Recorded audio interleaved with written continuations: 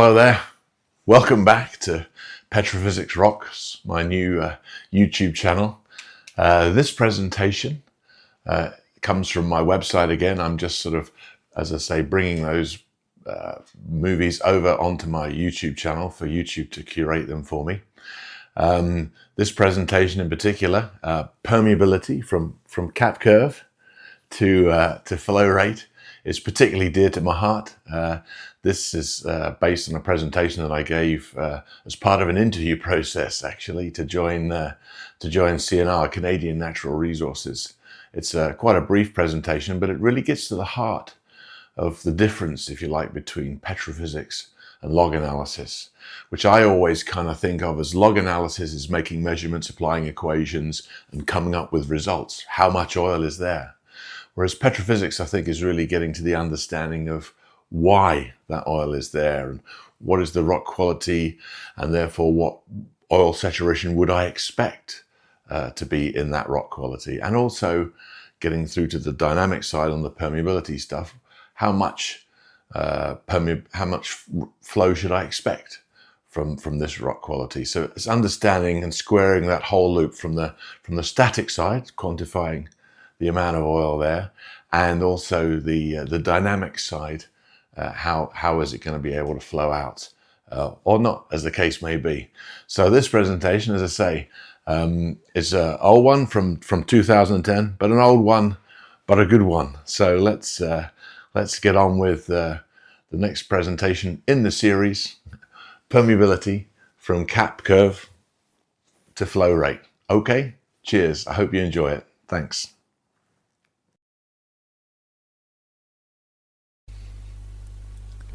Hello there. This presentation is called Permeability from Cap Curve to Flow Rate. What I'd like to try and get across are some basic concepts about capillary pressure and how we use that information not only for the static distribution of reservoir properties and oil saturation within a reservoir. Also, if we can identify high permeability streaks using these techniques, we can get a pretty good handle on the inflow performance and therefore the dynamic behavior of the reservoir as well. Okay, I'd like to give you a little overview of the things I'm going to talk about now.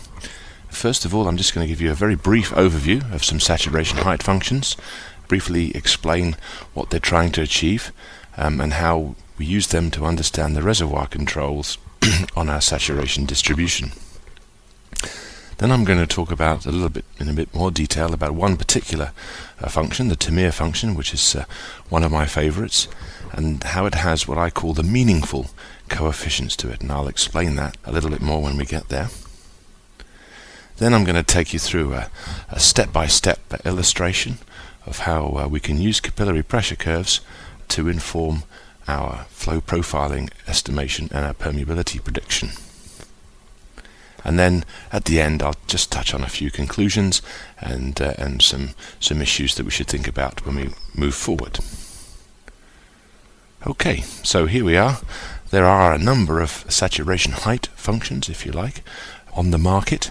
Here I've listed a few. They look quite complex, and indeed some of them are. In essence, these functions seek to describe the controls on oil saturation. Oil saturation, how much oil is within our oil reservoirs. In general, there are sort of three factors at play here. One is a gravity term, how high up you are in the column. The second is what's called a capillary pressure term. So smaller pore spaces have higher capillary pressure, so it's more difficult to get the oil in. And larger pore spaces typically have smaller capillary pressure, so it's easier for oil to get in.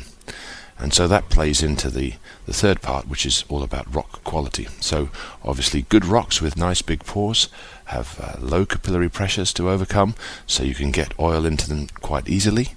And the poorer the rock quality, generally the lower the oil saturation, because it's more difficult for the buoyancy forces in the oil to overcome both gravity and the capillary pressure in the smaller pore spaces.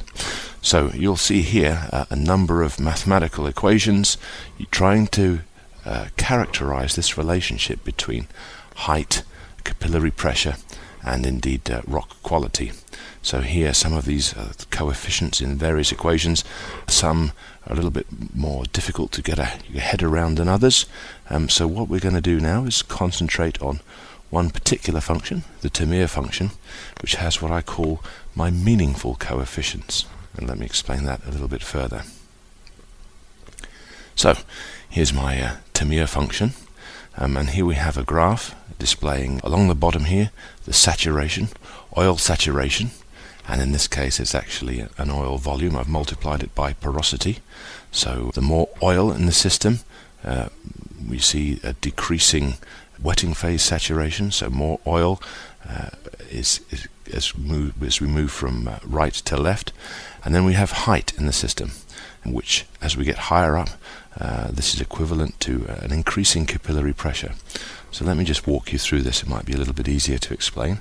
Here in the good rock, doesn't take much capillary pressure, and then straight away the rock desaturates, and we get quite a bit of oil into the rock quite easily. Then for some other piece of rock here, the saturation decreases more slowly, and it's a bit harder work for us to get oil into this pore system. And over here in the poorest rock quality, we have to struggle, and the saturation doesn't decrease much as we fight the capillary forces to get our oil in. So this is really what I mean about the meaningful coefficient. So if we take one of these at a time, here is the bulk volume of oil at infinite pressure. If you could imagine a situation where we displace all the water in the pore space by oil at some infinite mean pressure, you can imagine that in fact the volume of oil in that case then would be equivalent to the porosity. So if we had a 30% porosity rock, a rock with 30% holes in it, and we filled it up with oil, then the volume of oil would be equivalent to the porosity. So here we have, if you like, the bulk volume of oil term controls this end of the curves. So here we are, 30% porosity, filled with rock, slightly poorer porosity here, 25% porosity, and here the poorest rock quality, only 15% pore space. The next term we'll talk about here is the capillary entry pressure.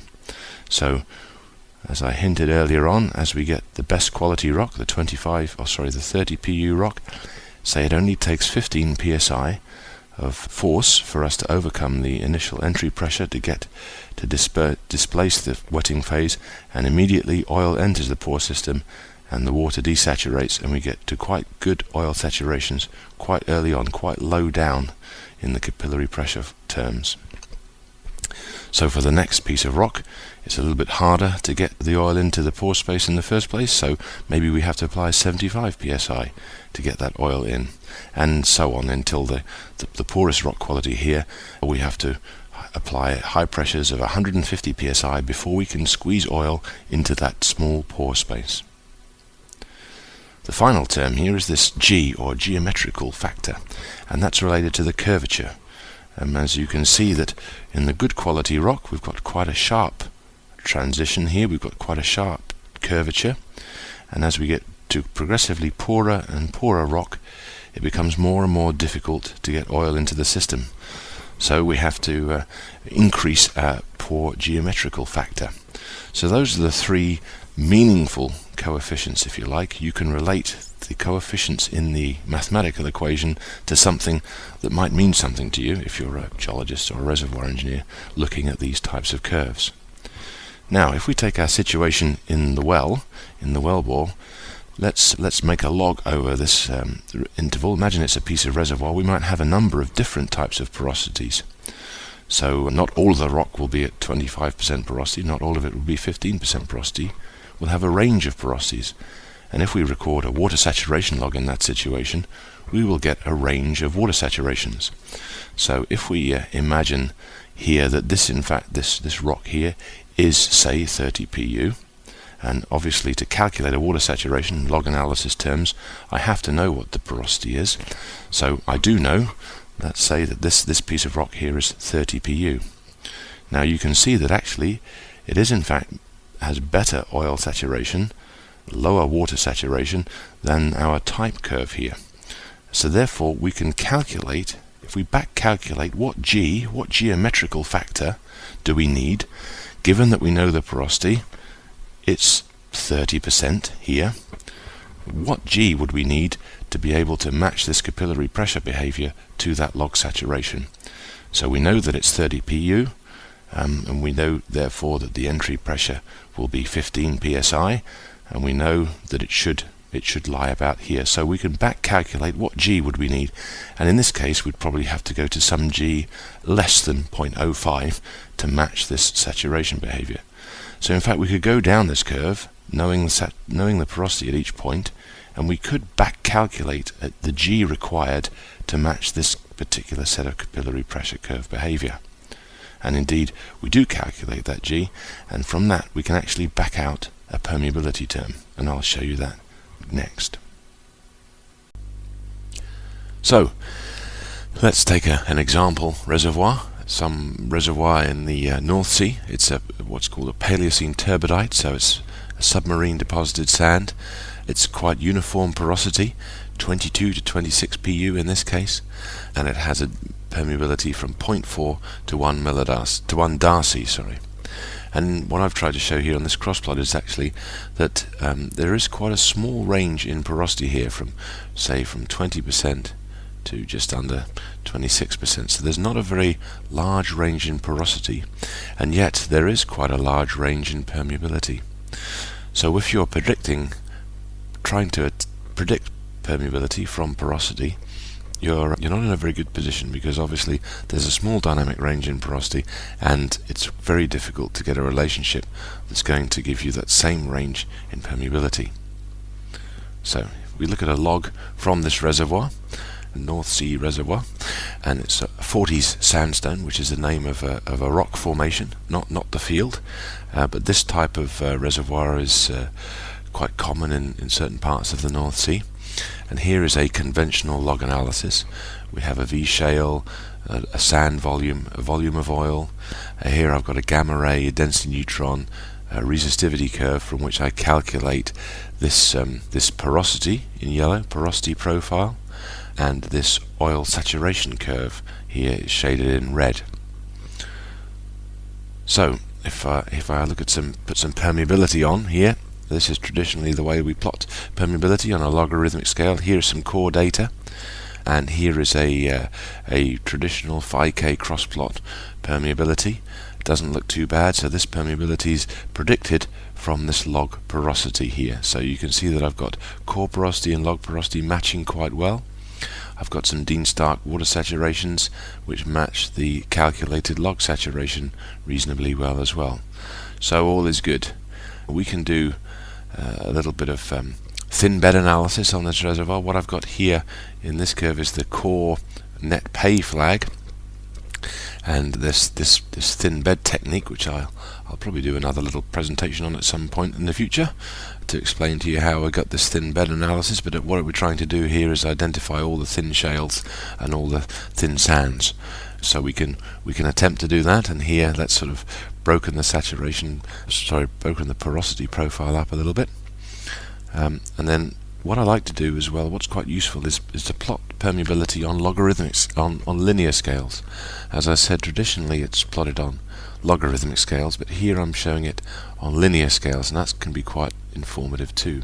And one of the things you might notice is that the core permeability here is quite significantly higher than the log permeability. If I just flick back to the logarithmic display, when you look at things on a logarithmic scale, it kind of covers a multitude of sins, and so the permeability doesn't look a particularly bad match here. Remember, all the porosity is pretty constant, and so the predicted permeability is fairly constant too. But when you look at it on arithmetic scales, linear scales, then you see that actually there's a little bit of fair bit of heterogeneity in this. We've got some quite high perm streaks there, and I'll show you on a PLT profile why that's important. Why would we worry about that sort of thing?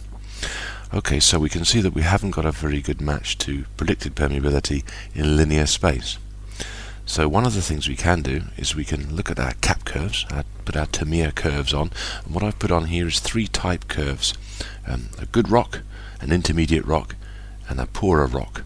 And as we see, we can run this up through the saturation profile. It's rather like the first slide I showed you, and we can back calculate out our G, and we can identify that in fact, you can see here, for example, here's good oil saturation, and it's lying on the best quality cap pressure curve.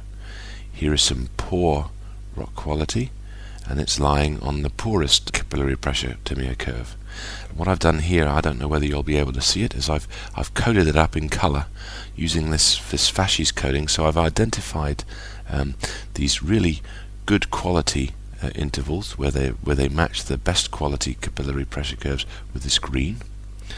The poorest rock I've colored in blue, which matches this low capillary pressure curve, and the intermediate I've colored in red. Now, using that G function and back calculating G at each point, what G do I need to calculate to match those capillary pressure curves? If I was going to calculate the capillary pressure curves at every single half a depth increment, I can back calculate a permeability using that G function. And here you can see I've shaded that in red in this curve on linear scales, so you can see that these better saturations here tie in very nicely with these high permeability streaks. So I've labeled them up here, these high perm streaks, and you can see the influence of this G calculated permeability. Already I'm matching this core data on linear scales much better. And linear scales are important because that's really what controls the flow performance. So if we to run a PLT through here, when this is a real PLT, nothing fiddled about it, I happen to have a PLT run over this interval, and you can see what we have here is a spinner profile coming up through the well, and as the flow rate into the wellbore increases, then this spinner profile increases. And here you can see we've got an injection point here, we've got an increase in inflow across this one, there's a little kink across this high perm streak too, and then here's another little kink. Now that may look quite smooth to you. In fact, it's often common practice is to block that up into say 3 blocks, and say 20% of the flow is coming from this unit, and maybe 40% of the flow is coming from this unit, and maybe 10% of the flow is coming from that unit. But actually, if you differentiate this flow profile, that is, calculate the barrels of foot contribution along that profile, you can see here, this is the differentiated flow profile. So this is in barrels per foot. You can see an extremely good match between the inflow profile here from this real spinner data compared to the permeability displayed on linear scales. So this really demonstrates that it's the linear behavior, the arithmetic behavior of these permeability flow profiles that really controls the influx. So even though this reservoir is all pretty much 23 to 24% porosity, you can see that there are some streaks in here that actually give you quite considerably higher flow rates, and that's actually measurable. If I take some other examples, here are some other wells, 2 other wells in the same field. What I've got here again is linear permeability scales, and here is the core permeability, and here is my Tamiya derived permeability functions. It's shaded in red, again on linear scales. And here is another well in the same field, again showing quite a heterogeneous permeability distribution. You've got a lot of permeability down here and not much up here. Now if I look at the PLTs over those intervals and then differentiate them in the same way, you can again see that indeed all of the flow, or the majority of the flow, comes from this lower sand, with little coming from this upper sand. And again you can see a very good correlation between the inflow profile from the PLT and the permeability predicted from this Tamiya method. Now, eagle-eyes amongst you might notice that here there is a bit of a mismatch. Here we're predicting quite high permeability, and yet there's apparently no influx on the PLT. Well, even more eagle-eyed amongst you will realize that actually This interval wasn't perforated at the time of this log, so that's why it's not contributing, because it has a steel casing in the way. At the time we made the decision not to perforate this upper bit of the reservoir because we were a bit concerned that we might have some sand influx into the well, so we left those perforations for later. So here we have a couple of other examples, the same sort of thing, that show you on a linear scale linear permeabilities directly relate to inflow performance.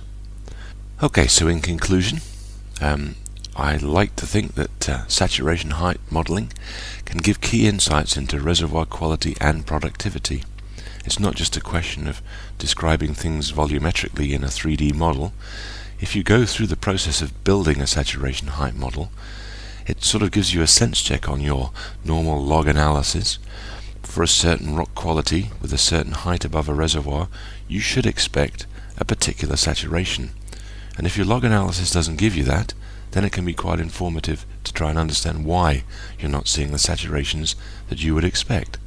So a saturation height function, if you like, can bring it all together, can tie down all of your log analysis and put it into some sort of sense that means something from a physical oil emplacement mechanism. I should say that this approach is only valid in virgin oil zones, where the saturation itself is controlled by the original capillary pressure processes, rather than any current production mechanisms. Obviously, if you've had water flooded through your reservoir, and that's removed the oil so that your oil saturation is no longer a function of what Mother Nature put there, it's obviously not possible to back out the rock quality issues, the permeability that originally controlled the saturation. And I hope I've shown that even in a massively bedded reservoir, a petrophysically benign tank of sand, like a lot of the 40 sandstone reservoirs are, that there is quite a marked heterogeneity potentially within the permeability domain. So even though that particular reservoir was all at 23% porosity, you can see that there was quite a lot of heterogeneity in the permeability, and that had a material impact on the inflow profile. And indeed, there is a lot of petrophysical information in PLT data, and the spinners themselves, although they may look quite lazy, if you differentiate them, you'll often find that there's a very good relationship between differentiated inflow profile and permeability plotted on a linear scale. It is very useful looking at permeability on a linear scale. You can hide a lot of sins, if you like, on logarithmic scales, but there's nowhere to hide on a linear scale. And what's going to flow into your reservoir, you should be able to pick that up when you plot things out linearly. And you can see, hopefully, that I've shown that really does tie in with genuine inflow performance and inflow profiles. Okay, thank you very much for your attention.